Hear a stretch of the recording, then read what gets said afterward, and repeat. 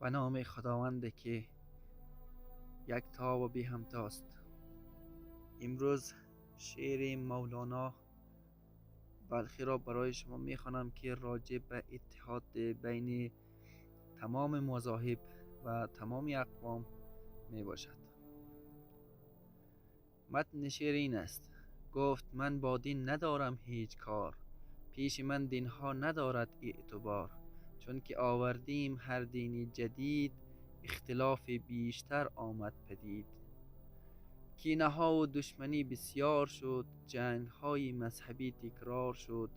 خون مردم ریخت بر روی زمین، بارها و بارها با نام دین.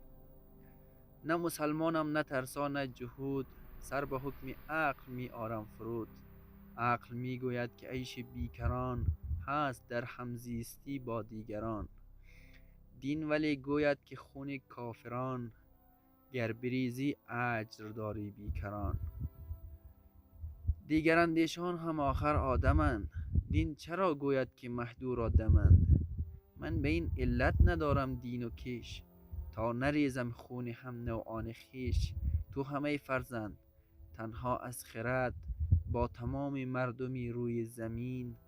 دوستی کن بهترین دین است این.